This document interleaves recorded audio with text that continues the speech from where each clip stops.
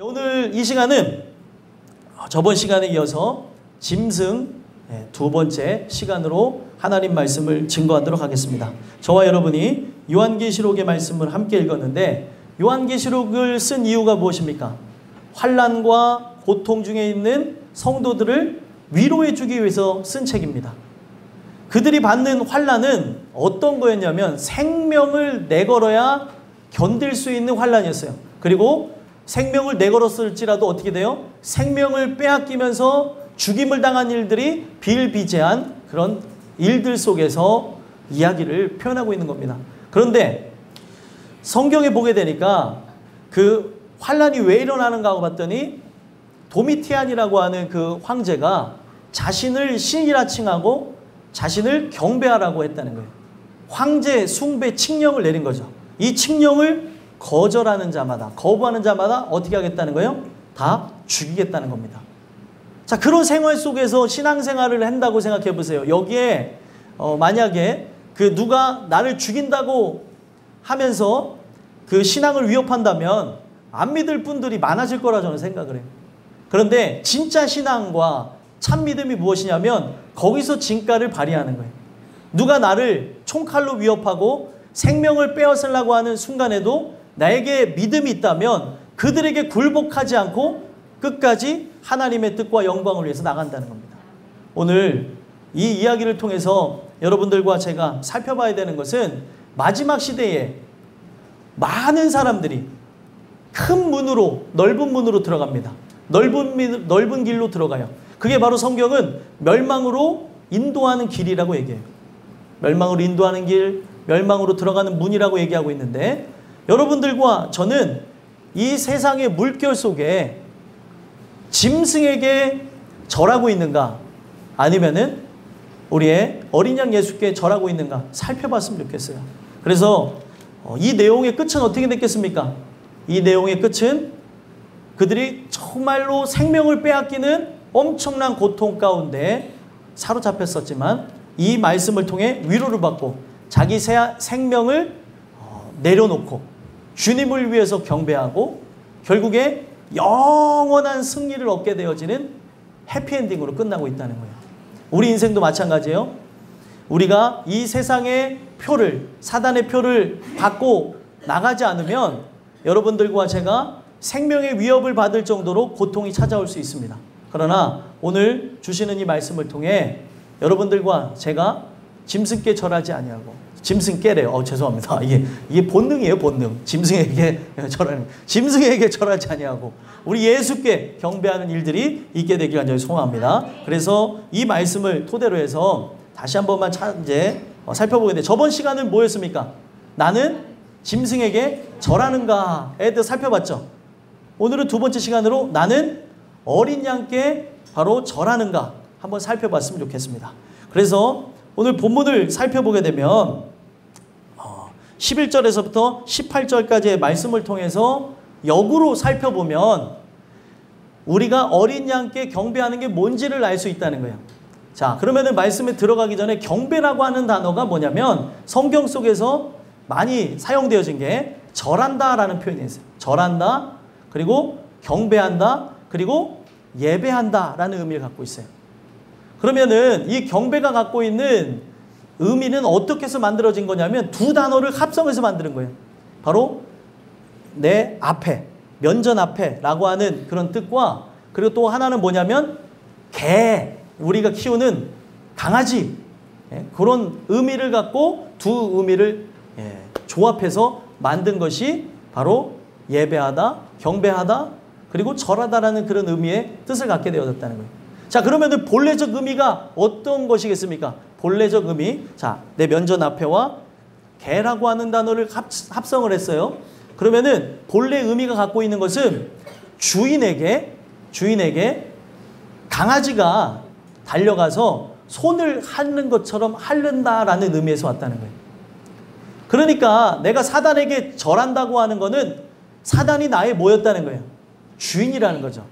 여러분들이 지금 주일날 아침에 개 비유해서 정말 기분이 안 좋으실 수도 있는데, 자, 이 내용을 토대로 해서 실제로 이걸 깨달은 사람들은 하나님의 자녀라고 표현이 되어지는 거고, 이거를 깨닫지 못한 자들을 성경은 개, 돼지라고 얘기합니다.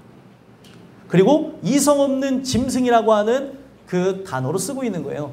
그러니까 참 충격적이죠. 내가 경배할 대상에게 경배하지 않으면은 우리는 이 세상에 사실 짐승만도 못한 존재라는 거죠. 짐승은 또 식물은 지금 누굴 위해 존재하고 있어요? 창조주를 위해 존재하고 있는 거예요. 사실 우리가 그걸 느끼지 못할 뿐이죠. 그런데 창조물들 중에 최고로 치고 있는 바로 여러분들과 제가 경배해야 될 하나님을 경배하지 않고 있다면 바로 우리는 뭐예요? 그 개와 돼지만도 못한 모습이 있다는 겁니다. 이거는 제가 그냥 얘기하는 얘기가 아니고 예수님이 하신 말씀이에요. 개와 돼지에게 진주를 주지 말라고 얘기합니다. 그 진주는 누굴 얘기하는 거냐면 예수님을 상징하는 거예요. 아무나 이거를 받는 게 아니라 택한 영혼이 이 진주를 받고 감사하고 영광 돌리게 되는 거죠. 자, 여러분들 돼지가 아무리 자기 몸에 비해서 많이 안 먹는다 해도 많이 먹죠. 그런데 그렇게까지 많이 안 먹고 몸도 근육질로 형성되어졌어요. 체지방이 25%밖에 안 된다고 하잖아요. 그런데 그 돼지에게 먹을 거를 주면은 어떻게 되겠습니까? 엄청 잘 먹어요. 누가 돼지하고 대결하는 거를 영상을 찍어서 올렸더라고요. 그랬더니 누가 이겼겠습니까? 당연히 돼지 친구들이 이겼겠죠. 근데 그 돼지에게 먹을 걸 주지 않고 진주를 줬다고 해보세요. 아무리 소중한 거라고 내 애완돼지라고 해서 아이고 내가 너를 너무 사랑하니까 진주 줄게 그러면 성경에서 나오는 거는 돌이켜 상할까 조심하라. 돼지는 돌 던는 줄 알고 딜이 받을 수 있다는 거예요. 오늘 우리가 이 내용을 통해서 살펴봐야 되는 것은 우리를 그런 개에 비유한 게 아니라 짐승에 비유한 게 아니라 정말로 여러분들 짐승 중에서도 이 강아지들을 보면은 주인에 대한 그런 충성도가 높잖아요. 그래서 차 소리만 들어도 부릉부릉만 나도 꼬리치고 있어요. 문 앞에서. 개 키워보셨는지 모르겠지만 막 꼬리치고 있고 그냥 이 개가 주인만 들어오면 어떻게 해요? 무조건 충성합니다. 배를 딱 까고 이러고 있고 오면은 혀를 낼름낼름거리면서 좋아한다는 표시를 하잖아요. 꼬리를 막 치면서. 그런 모습처럼 우리가 하나님 앞에 어떤 모습으로 나가야 되는 거냐면 정말 주인을 만난 것처럼 나의 인생의 생명수가 되어지고 전부가 되어지고 그리고 나의 삶에 찾아야 될 것을 찾았다고 하는 심정으로 나가는 것이 하나님께 경배한다는 의미라는 거예요. 자, 그런 내용 속에서 하나하나를 짚어보면서 보자는 거예요. 자, 다시 말씀으로 들어가서 보면 11절에 한번 읽어볼까요? 읽어보겠습니다. 시작. 내가 봄에 또 다른 짐승이 땅에서 올라오니 어린 양같이 두 뿔이 있고 용처럼 말을 하더라. 아멘. 자, 이 짐승에 대한 거를 보게 되면 짐승은 어때요? 겉모양과 입에서 내는 소리가 틀립니다. 사단이 마지막 시대에 역사하는 걸 보면은 어떻게 역사하냐면 그 퓨즈라고 하는 단어가 썩다라고 하는 단어인데 라틴어에서 그걸 가지고 와가지고 여러분들이 잘 아는 퓨전이라는 말 알죠? 퓨전이라는 그 말과 함께 서로 다른 것을 그러니까 서로 다른 이질적인 것을 하나로 결합하여서 하나로 혼합하여서 새로운 거를 만든다는 뜻이 퓨전이에요. 그래서 동서양의 만남 그리고 음악도 지금 이 장르와 이 장르가 맞지 않는데 믹스를 해버리고 영화도 보면은 이게 코미디인지 아니면 드라마인지 스릴러인지 알 수 없는 장르로 만들어가고 있는데 이게 바로 새로운 창조의 영역으로 들어가기 위해서 만들어낸 단어입니다. 오늘날 이 퓨전이라고 하는 게 아시죠? 요리에도 다 들어가 있어요. 사람들이 생각할 때 이 맛과 이 맛을 섞으면 무엇일까? 어떨까? 궁금해하면서 하는 이 모든 것이 어디서부터 출발한 거냐면 하나님께서 만드신 것들을 무너뜨리는 데서 출발했다는 거예요. 우리 영적으로 한번 살펴봐야 되는 거죠. 그렇게 함으로써 문화가 발전하고 세상이 좋아진 것도 맞아요. 자, 우리가 쓰는 핸드폰도 손안의 세상으로 만든다면서 복합적인 걸 다 갖고 왔어요. 복합적인 것. 라디오 기능도 있고 이제 보이는 라디오 뭐서부터 우리의 정보를 캘 수 있는 것 등등등 전화할 수 있는 것 하나로 만들었다는 거예요. 이게 뭐예요? 여러 가지를 혼재하면서 섞어버린 겁니다. 근데 제가 왜 이런 말씀을 드리냐면 사단이 하는 게 뭐냐면 우리는 그걸 통해서 편리함을 누리고 무조건 제가 그걸 나쁘다고 하는 게 아니라 사단이 갖고 있는 게 뭐냐면 이 개체와 이 개체는 섞을 수가 없는데 사람 속에 이 깊은 생각을 집어넣어가지고 이것과 이것을 믹스해보자. 남성과 여성, 중간성이 없는데 중간성을 만들어버리고 또 이렇게 하는 건 어떤가? 저렇게 하는 건 어떤가? 이 가정은 둘이 이제 연합하여 한 몸을 이뤘기 때문에 그 어떤 것도 침범해 올 수 없는데 이 가정과 이 가정이 결합해버리면서 이상한 일들이 생겨나고 하는 이 모든 일들이 어디서 오냐는 거예요? 사단이 갖고 있는 이면성에서 오는 거라는 거예요. 여러분들 양의 탈을 쓴 늑대는 그가 갖고 있는 속성이 뭐예요? 늑대죠. 양의 탈을 쓰고 있어도 늑대라는 거예요. 오늘 마귀가 갖고 있는 모습은 겉모양은 어린 양처럼 이렇게 생겨졌지만 나는 소리가 뭐예요? 용이라는 거예요. 예수님은 어떤 분입니까? 어린 양 자체예요.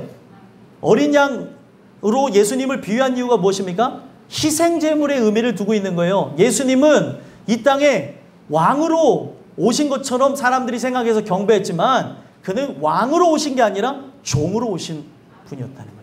종으로 오셔서 어떻게 했어요? 자기를 대속물로 주려 하노라 라는 그 뜻과 함께 자기를 십자가에 못 박히는 그 일정대로 하나님께 순종하고 나갔다는 거예요. 오늘 우리가 살펴봐야 되는 것은 예수를 우리가 믿게 되어졌다는 것은 어떤 거냐면 전지전능한 그 하나님이 죄로 인해 죽을 수밖에 없는 나를 내 생각을 바꾸시고 또 내 생각을 깨부수시고 내 안에 생명을 집어넣었다는 의미거든요. 그러면은 그 생명은 겉과 속이 다른 생명이 아니라 겉과 속이 같은 생명이라는 거예요. 오늘 우리가 이 말씀을 통해서 어린 양 대신 예수를 만나지 않으면 내가 아무리 진짜 주님 앞에 붙어있는 존재처럼 성전 뜰에서 살고 아니면 심지어 이 장소에서 사는 저 같은 사람일지라도 하나님을 뒤통수 때리고 하나님을 진짜 경배한다고 하면서 죄악을 일삼고 나가는 지옥불에 가장 먼저 들어갈 사람이 바로 제가 될 수 있다는 거예요. 자, 제가 왜 이런 말씀을 드리냐면 성경에 보면은 요시야 왕이 나옵니다. 요시야 왕이 태어날 때부터 죽을 때까지 그들의 종교는 뭐예요? 오늘날 얘기하면은 하나님을 믿는 종교를 갖고 있었어요. 그래서 그들이 하나님을 섬긴다고 하는 모습은 그대로 존재했다는 거죠. 근데 성경에 보니까 그들이 하는 이 모든 것에서 문제가 있었다는 거예요. 의식에도 변화가 찾아왔고 그들의 마음에도 변화가 된 상태에서 내가 성전에 들어가서 제사하고 그리고 왕으로 있다 보니까 내가 어떤 존재인지를 모르고 있었다는 거예요. 그때 하나님 말씀을 들으니까 가슴을 찢으면서 내가 죄인이구나라는 걸 알았습니다. 우리가 지금 예배를 함께 드리고 있고 지금 이 땅끝교회가 10년이 넘는 세월 동안 하나님의 은혜와 그 사랑 속에 보호됐다 할지라도 은혜를 통해서 깨지지 않으면 종교심만으로 내가 이 뜰 안에 있는 것만으로 내가 구원받았다는 착각으로 살아갈 수 있다는 거예요. 은혜를 통해서 어린 양께 나아가지 않으면 그 어린 양께 나아가서 내 속성이 변화되지 않으면 내 속은 뭐예요? 그리스도인. 겉도 무엇입니까? 그리스도인이죠. 아니에요? 겉은 이 속은 그리스도인인데 겉은 저기 스님 모양으로 하고 다닐 수 없잖아요.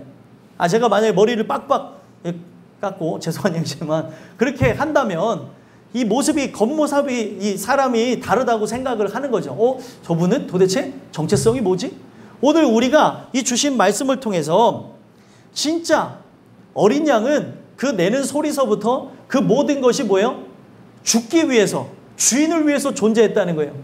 그래서 흠없고 점없는 어린 양으로 바로 아버지의 뜻에 따라서 죽임을 당했다는 겁니다. 근데 지금 여기에 사단은 어떤 모습을 갖까요? 그냥 겉으로는 어린 양의 모습이지만 용처럼 말을 하고 나가고 있다는 거예요.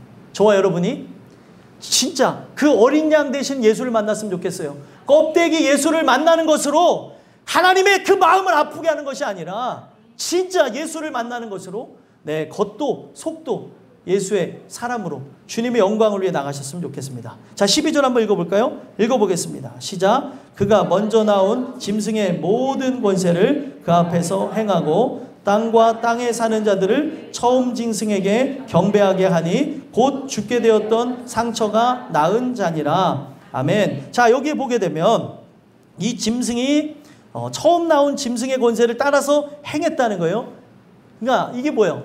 흉내를 내고 있는 거죠. 그 짐승 자체가 두 번째 짐승인데도 불구하고 자기의 속성이 아니라 첫 번째 짐승에 대한 것을 흉내냈고, 이 짐승들 자체를 움직이는 존재가 있습니다. 그것에 의해서 자기네들은 뭐예요? 자기의 모습 자체를 속이고 나가는 거예요. 계속. 사단이 하는 게 뭐예요? 속이는 겁니다. 계속해서. 그래서 어떻게 합니까? 땅과 땅에 사는 자들을 처음 짐승에게 경배하게 하는 목적으로 그렇게 무엇을 그들에게 증거합니까? 죽게 되었던 상처를 낳은 걸 갖고, 마치 그때 제가 말씀드렸죠? 네로 왕제의 환생한 모습처럼 도미티안이 그런 신의 영역에 자기가 올라서서 사람들을 이렇게 어떻게 했습니까? 막 핍박하고 죽이고 그리고 능욕하고 하나님의 뜻을 그렇게 거역하면서 하나님 보시기에 악행을 저질렀다는 거예요.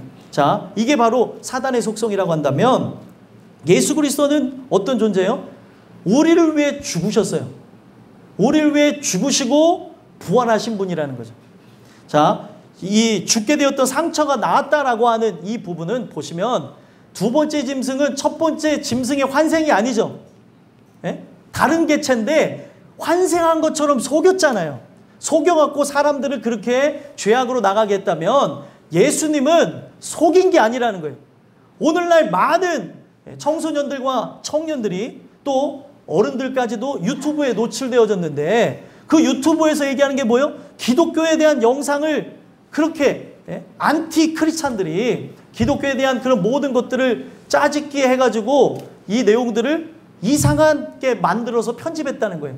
자, 누가 진실인지는 그날에 가보면 알 거라는 거죠. 근데 그들이 하는 게 무엇이에요? 예수의 부활 자체를 어떻게 합니까? 부정해버리는 거예요. 자, 이렇게 되어지면은 어떻게 되는 거냐면, 예수의 부활을 부정해버리면 믿어야 될 이유와 가치가 없어지는 거예요. 이렇게 해가지고 많은 그런 청년들을 현혹시켜서 무너뜨렸다는 거죠. 오늘날 우리가 이 내용 속에서 봐야 되는 건, 이건 실제입니다. 예수가 부활하신 거는 실제예요. 그때 당시 예수님이 부활하셔서 승천한 걸 500명이 봤습니다. 사람이 어떤 존재냐면 500명이 예수님이 하늘나라에 올라가는 것을 봤는데도 불구하고 380명은 돌아가는 게 눈으로 본 것에 대한 실체라는 거예요. 오늘 우리가 그분이 어떠한 존재인지를 정확하게 만나지 않으면 엄청난 그런 기적 가운데에 내가 동참한 자라고 한다 할지라도 예수를 다시 십자가에 못 박으며 그를 핍박하는 자가 저와 여러분이 될 수 있다는 거예요. 여러분들과 저는 기억해야 되는 건 뭐냐면, 예수의 부활은 이 세상의 가장 큰 거짓말이 아니라 진실입니다. 이거를 믿는 자마다 구원을 얻는 거예요. 근데 여기서 그 부활의 하심을 나 때문에 죽으시고 죄 없으신 분이라고 하는 것이 증명이 되어졌기 때문에 부활하셨는데, 바로 예수를 의지하는 그들 자마다 다 부활한다고 하는 그 말씀을 통해서 나가고 있는데, 이거를 부정해버리니까 어떻게 되어져요? 예수를 믿어야 될 이유가 없고 이 자리에 앉아야 될 이유가 없어지는 거예요. 오늘이 주시는 말씀을 통해 예수는 부활하셨다는 것, 여러분들의 이성으로 접근하는 것이 아니라 하나님 이 말씀에 대한 것, 이 말씀에 대한 의미를 다 안다 하더라도 다 알지 못하는 게 하나님 말씀인데, 인간의 그 부패한 눈으로 이걸 어떻게 다 이해할 수 있습니까? 만약에 늘 말씀드린 얘기지만 제 얘기가 진짜 참이라고 한다면 그거를 부정한 사람은 반드시 지옥 갈 거라는 거예요. 오늘 이 말씀을 통해서 여러분들과 저를 불러주신 이유가 뭐예요? 예수의 부활하심, 나 때문에 죽으시고 부활하신 그분을 우리가 만나는 것으로 영원한 천국에 들어가라고 이 말씀을 주시는 거예요. 그를 믿는 자마다 결국에 뭐예요? 세상은 나를 멸망하려고 하는 것 같지만 그 멸망하려는 것 때문에 내 생명을 빼앗기는 일들도 일어날 수 있지만 멸망하지 않고 영생을 얻는다. 이런 은혜들이 여러분들에게 있게 되기를 간절히 소망합니다. 사단의 역사를 한 번 더 살펴볼까요? 13절, 14절 한번 읽어보겠습니다. 읽겠습니다. 시작. 큰 이적을 행하되 심지어 사람들 앞에서 불이 하늘로부터 땅에 내려오게 하고 짐승 앞에서 받은 바 이적을 행함으로 땅에 거하는 자들을 미혹하며 땅에 거하는 자들에게 이르기를 칼에 상하였다가 살아난 짐승을 위하여 우상을 만들라 하더라. 아멘. 자, 가짜가 더 화려한 거 아세요? 진짜와 가짜에 많은 차이가 있겠지만 가짜는 자기의 가짜됨을 숨기기 위해서 더 화려합니다. 그래서 이 13절에 보게 되면 큰 이적을 행하죠. 심지어 사람들 앞에서 불이 하늘로부터 땅에 내려오게 하는 걸 봅니다. 자, 왜 그런 것 같아요? 그들을 현혹시키기 위해서 하는 거예요. 근데 예수님의 목적은 뭐였어요? 사람들을 많이 모으게 하기 위함이 아닙니다. 오늘날 기적의 현장 속에 그 기적의 목적이 사람들을 많이 모으는 것을 위해서 기독교가 하고 있다면 그 사람도 거짓 선지자예요. 예수가 가신 그 길은 어떤 길이냐면 전공법을 택하셨습니다. 전공법이라는 게 뭐냐면, 자 보세요. 사단이 예수님의 그 뜻을 흔들면서, 예수님의 뜻은 곧 누구의 뜻이었죠? 아버지 뜻이었죠. 그 아버지의 뜻을 이루려 하지 못하게끔 40일 금식하고 그가 줄이신 상태에서 마귀가 3가지 시험을 합니다. 근데 마귀가 3가지 시험할 때 가장 인간이 지금 제일 필요로 한 게 뭐겠어요? 먹을 거. 그 먹을 거 갖고 시험할 때 예수님이 뭐라고 얘기했겠습니까? 사람이 떡으로 사는 것이 아니고 여호와 입에서 나오는 그 말씀으로 산다는 거예요. 말씀으로 살아가는 존재라는 걸로 하나를 이기셨어요. 자, 보세요. 마귀가 하는 행태를 보자는 거예요. 그리고 또 마귀가 어떻게 합니까? 성전 꼭대기로 딱 세워요. 성전 꼭대기에 올라가서 떨어졌는데 천사들이 딱 받치면서 쫙 영광 중에 확 나왔다고 생각해 보세요. 사람들이 예수님 믿겠습니까? 안 믿겠습니까? 예? 다 믿죠. 근데 예수님은 그 길을 걸어가지 않았어요. 그리고 또 어떻게 했습니까? 예수님께 저 가장 높은 산으로 올라가서 천하 만국의 영광을 보여줘요. 자기에게 절하면 어떻게 한대요? 모든 걸 주겠다고 얘기해요. 예수님이 절했습니까? 아니에요. 만약에 거기서 예수님이 그렇게 했다면 많은 사람들을 얻었을런지 모르겠어요. 근데 예수님은 그 길을 택하지 않으셨다고요. 광야에서 외치는 그 소리인 세례 요한의 그 소리를 통해서 소수의 사람들이 모여졌고 그 소수의 사람들에게 바로 말씀으로 구원하시면서 자기를 따라오라고 그랬다는 거예요. 근데 그들이 가난하고 부족하고 나약한 존재다 보니까 먹을 거를 주실 때도 있었고, 그들이 정말 안타까운 상황에 있어서 기적을 행한 일도 있었지만 기적 자체가 목적이 아니었다는 거예요. 자신이 누구인지를 밝히는 바로 표적의 모든 것을 걸고 일을 하셨다는 겁니다. 그래서 허다한 무리가 쫓아올 때 예수님이 하신 말씀이 뭐예요? 사단은 긁어 모으는 일에 집중합니다. 여러분들이 해야 되는 것은 긁어 모으는 일에 집중하는 것이 아니라 택한 영혼을 찾아 나서시는 거예요. 그래서 복음이 어떤 거냐면 콧대가 높은 것이지, 한 번만 믿어주십시오. 아유, 예수 믿어야 천국 갑니다. 이런 내용이 아니라는 거예요. 어떤 거예요? 저 사람이 택한 사람인지 아닌지, 지금 그의 인생 속에 공고함이 있는지 공허함이 있는지 대화 속에서 알아보고, 아직 때가 안 됐으면 다음에 또 얘기하는 거고, 또 그런 사람들을 찾아서 나가는 겁니다. 그래서 복음을 증거할 때 그들이 받지 않으면 어떻게 해요? 먼지를 떨어버리고 나가라 그랬어요. 예수님 말씀이에요. 근데 이 복음을 증거할 때 진짜 하나님이 주시는 이 말씀을 사람들에게 선포할 때 왜 구걸하듯이 하냐는 거예요. 내가 하나님의 사람이고 하나님의 대사로 파견받았으면 하나님의 목소리를 내라는 거예요. 때로는 이 목소리를 누구한테 내야 될 때도 있을까요? 부모에게 내야 될 때도 있고, 남편에게 내야 될 때도 있고, 아내에게 내야 될 때도 있고, 또 자녀에게 내야 될 때도 있고, 나보다 높은 그런 직분을 갖고 있는 사람, 관직에 있는 사람, 능력 있는 사람, 돈 많은 사람, 뭐 다 따질 것 없이 나보다 나은 존재들에게도 그렇게 할 때가 있다는 거예요. 내 모습을 갖고 나가는 것이냐 아니라 뭘 갖고 나가는 거예요? 예수 이름 갖고 나가는 거예요.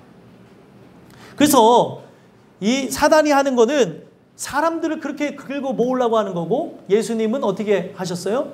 택한 자가 오게끔 했습니다. 택한 자들이 따라오게끔. 그래서 그들이 광야에서 예수님을 쫓을 때에 그때 당시 많은 사람들이 가난했기 때문에 배고파서 따라다녔던 사람들이 너무 많았던가 봐요. 그래서 예수님이 딱 한마디 합니다. 뭐라고 얘기했을까요? 예수님에 대해서 잘 보셔야 돼요. 너희가 나를 믿고자 함은 먹고 마시고자 함이 아니고, 먹고 마시고자 함이 아니냐. 나를 따르는 것은 바로 그런 이유가 아니냐라고 얘기했다는 거예요. 그랬더니 사람들이 어떻게 됐을 것 같아요? 네? 여기 만약에 그런 목적으로 예수를 믿는 목적이 그냥 이 땅에서 잘 먹고 잘 사는 것에 대한 목적을 갖고 나왔는데 제가 그렇게 사는 것이 하나님의 뜻이 아닙니다 라고 했을 때 이걸 듣고 회개하는 사람도 있지만 진짜 하나님이 택한 존재가 아니면 이것 때문에 화가 나서 가는 길이 달라질 수도 있다는 거예요. 그랬더니 그때 당시 예수님을 따랐던 허다한 무리들이 어떻게 됐어요? 다 뿔뿔이 다 흩어졌습니다. 그들이 나중에 어떻게 됐어요? 예수님 십자가에 달려 돌아가실 때 돌 던지고 예수를 침뱉고 욕했던 사람들이 그 사람들이라는 거예요.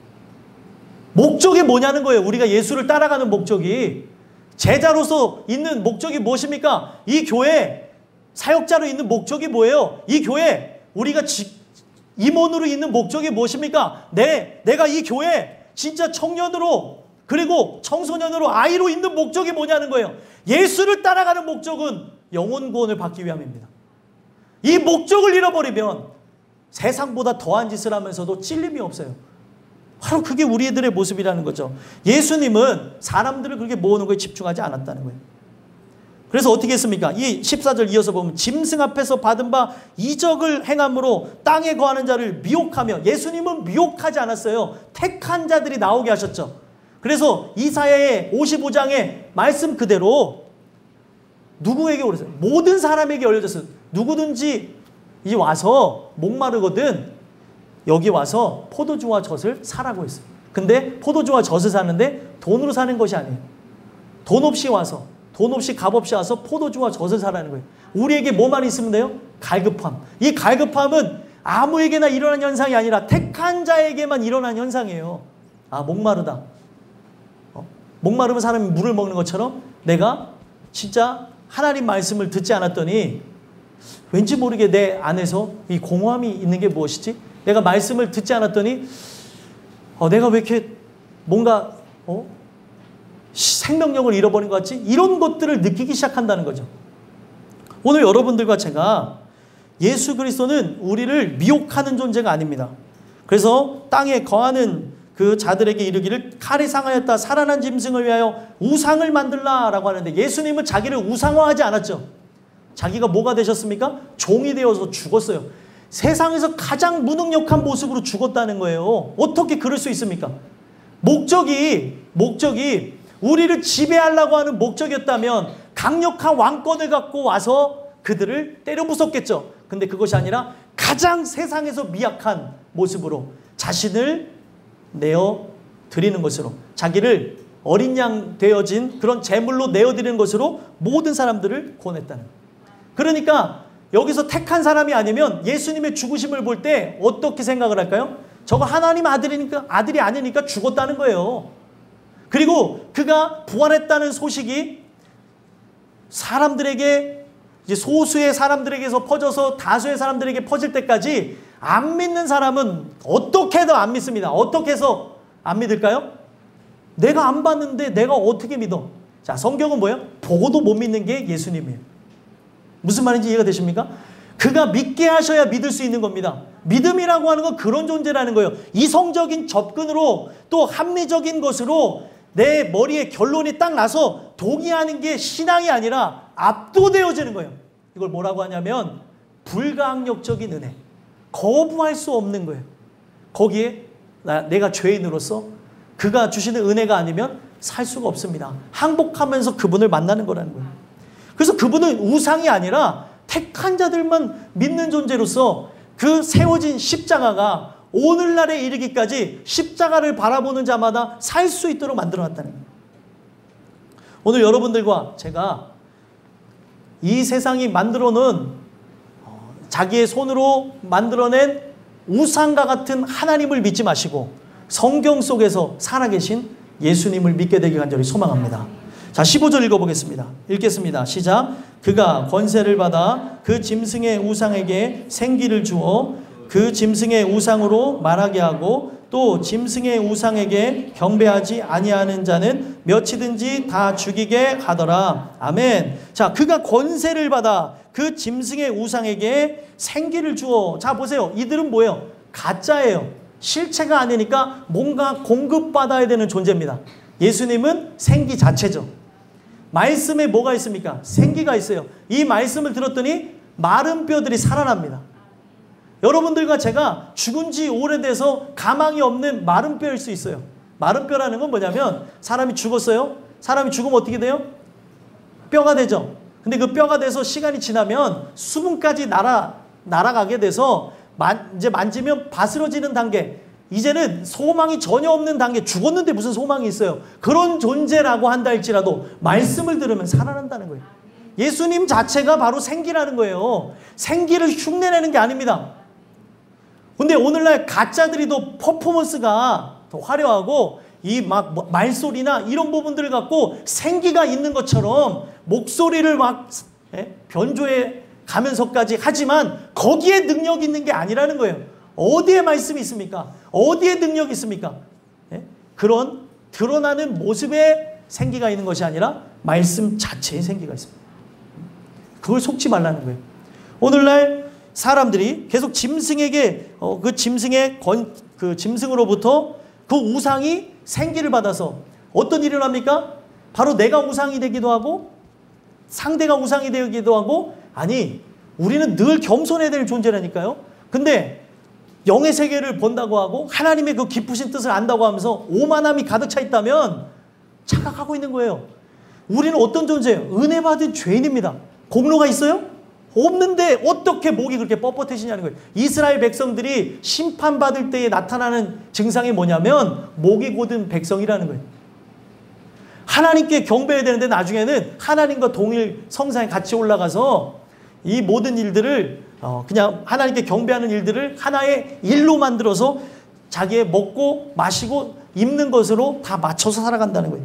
짐승이 하는 건 바로 그런 거죠. 우상에게 말하게 하고 흉내냅니다. 하지만 여러분들 하나님의 말씀 자체는 생기가 있기 때문에 오늘도 이 말씀을 귀 있는 자들이 들으시고 여러분들 안에 진짜 살아나는 그 생기의 말씀의 능력을 체험하게 되길 간절히 소망합니다. 그래서 이거는 성경에 뭐냐 귀 있는 자로도 표현하지만 또 어떤 사람들이라고도 얘기해요. 갈급한 자, 목마른 자, 배고픈 자, 그리고 궁핍한 자, 그리고 가난한 자 이러한 자들이 주님 앞에 나오라고 합니다. 그러니까 여기에는 우리가 갖고 있는 그런 삶의 모습이 전혀 상관이 없어요. 진짜 이 영적인 깊은 것을 느낀다면 나오라는 거예요. 똑같이 활동합니다. 마귀도 그렇게 활동하는데 우리 예수님이 어떻게 활동하는지 보시자고요. 16절 읽어보겠습니다. 읽겠습니다. 시작. 그가 모든 자 곧 작은 자나 큰 자나 부자나 가난한 자나 자유인이나 종들에게 그 오른손에나 이마에 표를 받게 하고 아멘. 자, 왜 우상에게 경배를 해요? 우상이 말을 해요. 우상이 말을 하고 저 우상을 따라서 가게 되면 왠지 살 수 있을 것 같은 거예요.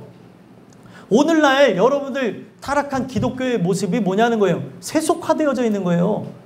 이 세상보다 더 악한 것이고 이 세상보다 더욱더 치졸한 게 그런 모습이 있다는 거예요.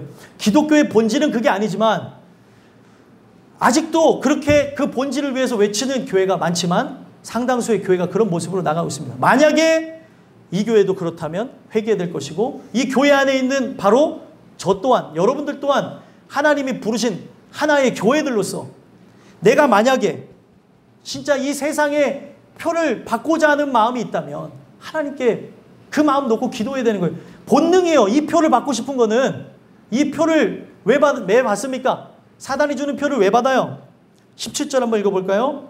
읽겠습니다. 시작. 누구든지 이 표를 가진 자 외에는 매매를 못하게 하니 이 표는 곧 짐승의 이름이나 그 이름의 수라. 아멘. 자, 이 내용을 보게 되면 이 표를 받아야 뭐를 한다고요? 매매를 한다는 거예요. 그러니까 이 세상신을 따라서 인간의 그런 탐욕과 죄악으로 세팅이 되어진 교회는 뭘 주겠습니까? 바로 사단의 표를 주는 거예요. 이 사단의 표를 줘서 바로 세속화되어진 하나님, 내가 이 세상에서 세속화되어진 그 복을 받아야지만 사는 존재로 만들어버렸다는 거예요. 기복이라는 말이 사실 나쁜 게 아닙니다. 복 받기를 원하는 게 기복이에요. 근데 기복주의가 어떻게 사람들에게 자리 잡았어요? 세속화되어진 복, 물질적인 그런 복으로 자리 잡았다는 거예요. 우리가 진짜 예수라고 하는 복을 받는 차원에서 기복이라고 한다면 문제는 없습니다. 근데 상당수의 사람들이 이 복을 받기를 원하는 거예요. 내가 이거를 받아야 잘 산다는 거예요. 성공한다는 거예요. 그리고 잘 입고 잘 마시고 잘 먹고 살아간다는 거예요. 이걸 위해서 존재하는 게 아니라는 거죠. 세상이 주는 거는 바로 이 세상에서 살 수 있는 표를 준다고 하지만 예수님이 주는 표는 뭐예요? 저 천국에서 살 수 있는 표를 주시는 겁니다. 그러니까 목적이 어디냐에 따라서 이 표를 구하는 게 다른 거예요. 여러분들 어떤 표를 구하세요? 이 세상에서 먹고 살기 위해서 이 자리에 나온 것이 아니라고 한다면 하나님이 진짜 주실 수 있는, 하나님만 줄 수 있는 저 천국의 표, 예수라고 하는 그 천국의 열쇠를 받으시길 간절히 소망합니다. 이 표를 받아야지만 그 나라에 들어가는 거예요. 그래서 우리가 진짜 먹고 살아가는 문제 중요하죠. 사단이 이걸 갖고 흔들어 놓는다는 거예요. 매매를 못하게 하니까 뭐에다 팔려갈까요? 먹고 마시고 입는 것 때문에 다 팔려간다는 거예요. 마지막 시대에. 예수님 시대부터 지금까지 마찬가지입니다. 이 생존 때문에 다 팔려가는데 믿음이 뭐냐면 그가 나를 입히시고 먹이신다는 걸 믿는 거예요. 이게 참 위대한 말씀이고 머리로 계산할 때는 말도 안 되는 말씀이죠. 야, 하나님이 입히시고 먹이신다고? 이게 가능하긴 할까? 목적이 뭐냐는 거예요. 우리가 이 땅에 부름을 받은 건 뭐예요? 이 땅에 부름을 받은 거는 하나님께 예배하기 위해서, 하나님께 경배하기 위해서 모였습니다. 사단이 하는 게 뭘까요? 사단이 하는 거는 애굽에서 탈출하는 과정, 출애굽기를 잘 읽어보시면 그때 당시 애굽왕 바로가 하는 게 뭐예요? 자기를 위해서 일하게 만드는 거예요. 일하게 만드는 것을 통해 어떻게 합니까? 그게 노역이라고 하는 거예요. 성경에는 우리 모든 사람들이 죄를 범해가지고 평생 수고하고 노역하다 죽게 되어졌습니다. 이게 저주예요. 근데 이 저주 아래 들어가서 어떤 일들이 생겨나냐면 내가 누구인지를 잃어버리는 거예요. 내 정체성은 뭐예요? 내가 지금 이 노예 가운 노예처럼 일만 하며 살아가며 일하면서 고통받으며 온몸이 아프며 괴로운 가운데 나가는 이 목적이 뭐냐는 거예요. 목적이 바로 하나님을 섬기기 위한 거라면 버티고 견디고 이길 수 있지만 그냥 나가는 거라고 한다면 내가 누구인지 잃어버리는 거예요. 마귀가 하는 게 무엇이에요? 바로 애굽왕 바로의 속에 들어가서 저들이 하나님께 제사하지 못하게 하라. 하나님께 경배하지 못하게 하라. 모세와 아론이 요구한 건 딱 하나였습니다. 광야에 나가서 제사하게 하라는 거예요. 근데 마귀가 하는 게 뭐예요? 그 애굽왕 바로 속에 들어가서 절대로 그걸 못하게 막는 겁니다. 그러면서 나타나는 그런 재앙이 뭐예요? 10대 재앙이 일어나는 거예요. 그러면서 하나님이 참신이라는 걸 보여주는 거죠. 오늘날도 마찬가지입니다. 이 세상신이 여러분들을 노예 삼아가지고 내가 하나님의 백성이나 하나님의 백성으로 살아가지 못하고 이 세상에 썩어질 것과 없어질 것을 위하여서 모든 전심전력을 다하며 살아가게 만들었다는 거예요. 성경에 일이라고 하는 것은 뭐냐면 목적이 아니고 수단입니다. 일을 하는 이유가 있어요. 그러니까 세상 사람들은 이 죄의 삭스를 받기 위해서 열심히 일하여서 멸망으로 나간다고 한다면 하나님이 택한 사람들에게 일은 뭐예요? 여호와를 섬기는 것. 여호와께 예배하는 게 일이라는 거예요. 그러면은 오늘 우리가 하는 일이라는 거 안 할 수 없죠. 직업을 안 가질 수 없어요. 근데 그 직업을 갖는 목적이 뭐예요? 여호와께 예배하기 위함이라는 거예요. 목적이 바로 세워져야 되는 겁니다. 어떤 직업을 가져도 상관없어요. 근데 그 직업을 갖는데 하나님께 경배하는 거 거리가 멀다. 이 직업 내 적성에서 딱 봤을 때도 100% 맞는다 할지라도 내려놔야죠. 내가 이것 때문에 지옥 가게 생겼다면 도대체 이 세상에서 세상신 앞에 굴복하고 나에게 남는 건 뭐예요? 지옥 가는 것밖에 없다는 거예요. 마귀가 그렇게 속인다는 거죠. 매매라고 하는 뜻에는 시장에 가서 먹을 걸 사 먹는다는 뜻이에요. 이 세상에서 살 수 있도록 하는 표를 주겠다는 거예요. 사단은 이걸 갖고 오늘날 그리스도인들 다 흔들어 놓고 있습니다. 여기에 목사도 걸려 자빠지는 거고 또 성도들도 다 걸려 넘어지는 거고 청년들도 열심히 일하다가 다 주님을 떠나는 거예요. 오늘 우리의 목적이 뭐예요? 일을 하는 목적은 하나님의 영광을 위해서 하는 겁니다. 그것을 잊지 않으면은 오늘 우리는 결국에 이 표를 받고 다 멸망으로 나간다는 거예요. 그래서 성경은 우리가 진짜 하나님께 경배하는 자라고 한다면, 하나님께 경배하는 자라면 예배하는 자로서 이 세상에 어디를 가든지 간에 습관적으로 사단에게 절하던 이 모든 것들을 버리고 주님께만 경배하라는 거예요. 주님께만 절하라는 거예요. 그가 책임지시겠다는 거죠. 그래서 우리가 이 표를 얻었어요. 이 표가 뭐냐면 예수의 의고 그로부터 의를 얻은 자가 받는 구원이고 바로 이게 예수의 피라고 하십시오. 만약에 이것을 얻지 못했다면 천국에 들어갈 수가 없기 때문에 성경은 뭐라고 얘기하는 거예요? 먼저 그의 나라와 그의 의를 구하라 이러는 거예요. 이게 첫 번째예요. 근데 오늘날 삶은 뭐예요? 첫 번째가 먹고 사는 거죠. 이 싸움은 어떻게 될까요? 여러분들 죽을 때까지 될 겁니다. 죽을 때까지. 그런 상황 속에서 특이하게 나오는 사람들이 뭐예요? 먹고 마시고 입는 것보다도 중요한 게 바로 하나님의 말씀이고 이것으로 사는 거구나. 그리고 우리가 바라봐야 될 것이 바로 저를 통하여서 얻게 되어질 표, 구원의 표, 바로 예수의 의, 성경에서 또 다른 말로 예수의 피밖에 없구나. 그 피를 통하여서 씻겨진 자만 어딜 들어갈 수 있어요? 천국에 들어갈 수 있다는 거예요. 오늘 여러분들과 제가 바로 그런 존재들이 됐으면 좋겠어요. 하나님이 부르시는 그런 예배자로. 짐승도 여기 보면은 마지막 18절에 보면은 이 짐승에 대한 이 내용을 보면 복수로 쓰여진 게 아니라 단수입니다. 한 마리예요, 한 마리. 한번 읽어볼까요? 읽어보겠습니다. 시작. 지혜가 여기 있으니 총명한 자는 그 짐승의 수를 세어보라. 그것은 사람의 수니 그의 수는 666이니라. 아멘. 제가 말씀드렸죠. 666. 그때 당시에 그 음가를 통하여서 이제 숫자를 매겨갖고 사람들에게 암호 같은 것으로 그게 누구인지를 알려주는 거예요. 660이라고 하는 거를 풀이했을 때 게마트리아라는 게 그거를 이제 해석하는 거예요. 해석해서 나왔던 게 뭐냐면 네로라는 존재라는 거예요. 그러니까 그거는 그때 당시에 이제 이거 사람들을 알게 하는 용도였다면 오늘날도 마찬가지로 이렇게 마귀가 역사에서 저런 존재구나. 바로 저런 존재에게 세상은 다 절하며 나갈 수밖에 없겠지만 우리는 짐승에게 절하는 것이 아니라 우리도 딱 한 분에게만 절합니다. 누굽니까? 바로 어린 양께 경배를 올려드리는 거예요. 그 어린 양이 나를 위해 죽으셨기 때문에 그렇게 나가는 겁니다. 오늘 하나님은 택한 자에게 이런 경배가 일어난다고 얘기해요.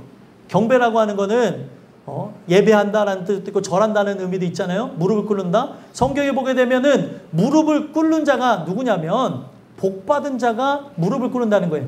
창세기에서의 복이 세속화된 복이 아니라 근본적인 그 복을 한번 보시면 그 복이 갖고 있는 게 뭐냐면 무릎을 꿇다라는 것에서 시작했다는 거예요. 아무에게나 무릎 꿇는 것이 아니고 누구에게만 무릎을 꿇는다는 거예요? 하나님 한 분에게만 무릎을 꿇는 것이 복받은 자라는 거예요. 근데 습관적으로 굴욕적으로 무릎을 꿇잖아요. 돈 앞에 무릎을 꿇고 사람 앞에 무릎을 꿇고 권력과 권세 앞에 무릎을 꿇는데 내가 하나님을 믿는다면 사람에게 이제 굴복되지 마시고 이 세상에 그런 상황, 환경, 형편, 처지에 무릎 꿇지 마시고 오직 하나님께만 무릎 꿇음으로 여러분들과 제가 저 영원한 천국에 하나님이 예배해 놓으신 그 승리 가운데 들어가는 은혜가 있게 되기를 간절히 소망합니다.